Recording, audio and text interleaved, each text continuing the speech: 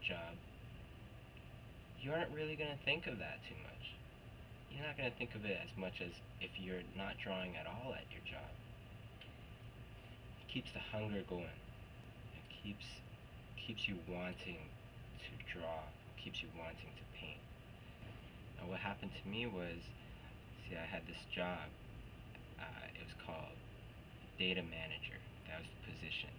Nickname for the job was FTP Monkey, which means that all these other companies are doing work for my company or the company that I was working for, and they would send data over.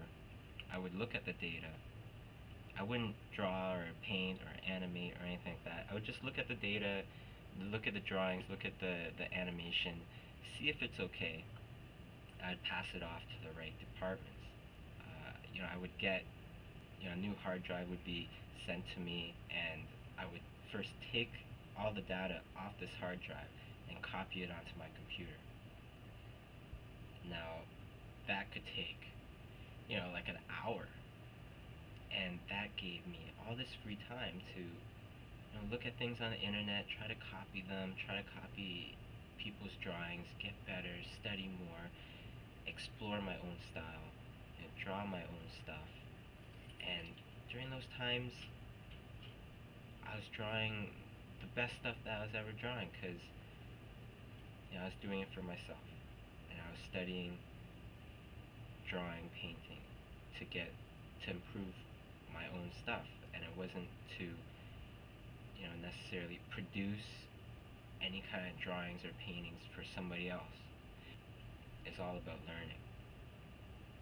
Now after a while, what ended up happening was that I started to get all this freelance work, because I was exposing my stuff on the internet, and people would see it and they'd want to hire me for odd freelance jobs, all creative jobs though, so I really enjoyed them. And after a while, after I was pulling in, say about 20 grand just on the side,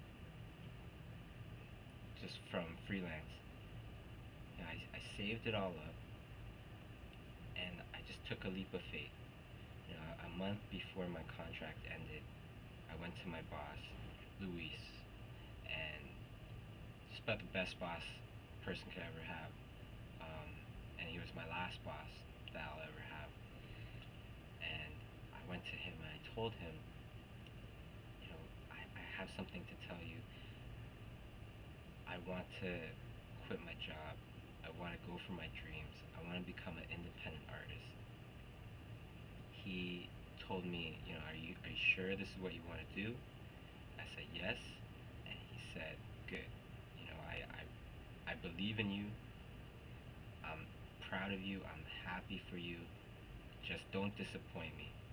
If you're gonna leave here, don't disappoint me, and really go after these dreams and get them. I don't want to see you fail. I really took that to heart, and from then on,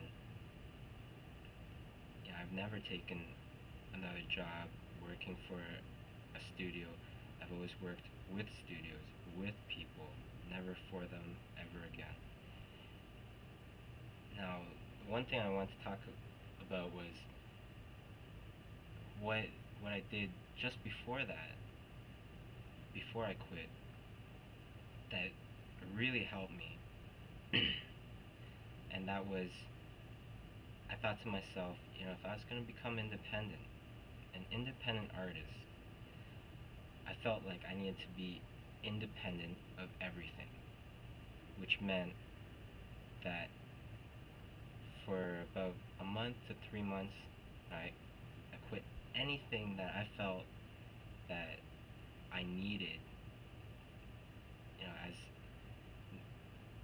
as kind of like anything that I felt the least bit addicted to, I quit. I quit pop, meat, coffee, drinking. Even though I wasn't really drinking too much, I still don't really drink too much. anything that I felt the least bit addicted to, I quit them for about at least a month to 3 months. Every one of them, even my job, and after that whole experience, I felt absolutely liberated. I felt like I could do anything, and nothing was holding me back. That now I was completely independent. And if I could do that, then I can survive on my own. From there, I studied every day, art, art, art. My whole life became about art, to become the best artist, the best drawer, the best painter that I could be. And when you really take care of your art, something happens. Art kind of takes care of you. I never, since that time, I've never had to look for a job. I've never had to look for freelance. It just somehow finds me. Because everybody feels how driven you are, feels that you know exactly what you want to do, and therefore they trust you, they respect you, they give you their jobs. Now, interesting things happen when you know your goal. It's very, very important to always know your goal and have a plan to achieve that goal. Once you know your goal, to say, like for me, it was to become an independent artist. Once I knew that goal, then it's like everything in my life started to gravitate towards that one sole purpose, to become a bigger, better, independent artist. People start to gravitate towards you with the same kind of mindset. It's a little strange. I don't fully understand it, but it's definitely there. One reason that I can think of why this happens is because if you do not know where you want to be, what you want to do, I constantly ask people, okay, so what do you want to do? You want to become a conceptual artist, a painter, an animator? They go, I don't know, just whatever job I get, I'll do. That's totally the wrong way to think about it, I think.